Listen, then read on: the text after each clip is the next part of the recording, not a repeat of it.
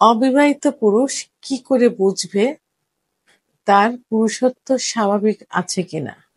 দেশের এবং প্রবাসের ভাই বোনদের প্রতি সালাম। আসসালামু আলাইকুম। আমি প্রভাষক ডাক্তার রিক্তা পারভিন, হোমিওপ্যাথি এবং আয়ুর্বেদিক চিকিৎসক।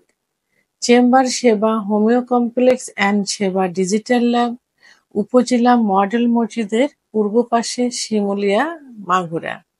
আজকে অনেক পুরুষের, বিশেষ করে অবিবাহিত পুরুষ যারা থাকে, তাদের প্রশ্নের অ্যান্সার করব। এই প্রশ্নটা অনেক পুরুষ করেছে বা অনেক যুবক করেছে, বিশেষ করে অবিবাহিত। প্রশ্নটা হলো, অবিবাহিত পুরুষ কি করে বুঝবে তার পুরুষত্ব স্বাভাবিক আছে কিনা? অর্থাৎ একজন অবিবাহিত ছেলে যে বিয়ে করতে চাচ্ছে বাট ভয়ে বিয়ে করতে পারছে না, যে তার সেক্স ঠিক আছে কিনা। কারণ এখনকার দিনের ছেলে যেমন সচেতন, মেয়েরাও সচেতন। কারণ ইউটিউব চ্যানেল, বিভিন্ন চ্যানেল, ফেসবুক পেজ সবাই এখন দেখে, সবাই দেখে সবাই কিন্তু সচেতন। এই জন্য ছেলেরা আরও বেশি সচেতন হয়েছে যে যদি আমি সহবাস করতে না পারি, স্ত্রীকে সুখ না দিতে পারি, তাহলে হয় স্ত্রী চলে যাবে অথবা মান সম্মান যাবে। এই ভয়ে তারা আগেই প্রশ্ন করে, আগেই জানতে চায়, আগেই চিকিৎসা নিতে চায় যে সে সুস্থ আছে কিনা, অর্থাৎ যৌন জীবনে স্বাভাবিক আছে কিনা সেটা সে কি করে বুঝবে। তো আজকে সবার প্রশ্নের আমি অ্যান্সার করার জন্য ভিডিও আকারে এসেছি। আসলে অনেকে চেম্বারে এসে বলে যে ম্যাম, আমি কিছুদিন আগে মানে আমি সুস্থ আছি কিনা এটা পরীক্ষার জন্য একটা হোটেলে গিয়েছিলাম, মেয়েদের কাছে গিয়েছিলাম। তো সেখানে আমি পারফরমেন্স ভালো হয়নি। আবার অনেকে বলে যে দেখা যায় আমার ইচ্ছা হচ্ছে না, বা ইচ্ছা হলো উত্থান হচ্ছে না, বা উত্থান হলে সহবাসে গেলে আমি অল্প সময়ের ভিতরে বীর্যপাত হয়ে যাচ্ছে, এই সমস্যা হয়েছে। তো এখন কি করব?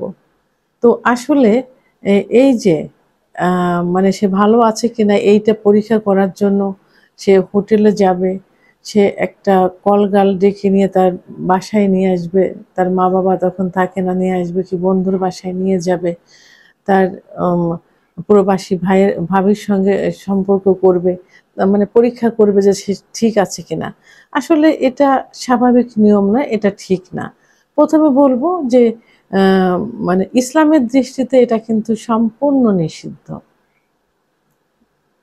বিবাহ বহির্ভূত যৌন মিলন, এটা কি হয়, এটা কিন্তু জিনা করার হয়ে যায়। আর জিনার গুনাহ কিন্তু খুব মানে ক্ষমা পাওয়ার যোগ্য না। তো সেহেতু এটা করা ঠিক না। তো এটা আপনি কি করতে পারেন? যদি আপনার স্বাভাবিক নিয়মে আপনি ঘুমিয়ে আছেন, বিশেষ করে পুরুষের সেক্স যে হরমোনটা থাকে, টেস্টোস্টেরন হরমোন, এই হরমোনটা কিন্তু বৃদ্ধি পায় রাত 12টা থেকে তাহাজ্জুদের নামাজে পর্যন্ত। আবার দেখা যায় যে ভোর 7টা পর্যন্ত কিন্তু এটা বৃদ্ধি পায়। যে অর্থাৎ 5 ঘন্টা ঘুমালে, রাত্রে 5 ঘন্টা ঘুমালে ভোর রাত্রে 15% হরমোন বেড়ে যায়। তখন লিঙ্গ লোহার মতো শক্ত হয়ে দাঁড়িয়ে যায়। যদি আপনার এটা নিয়মিত দাঁড়ায়, মানে উত্থান হয়, ঘুমের ঘরে আপনি জেগে দেখলেন যে আপনার এই লিঙ্গ উত্থান হয়ে আছে, এবং ঘুমের ঘরে কিন্তু মাঝে মাঝে কিন্তু এটা দাঁড়ায়, 4-5 বার কিন্তু এটার উত্থান হয়।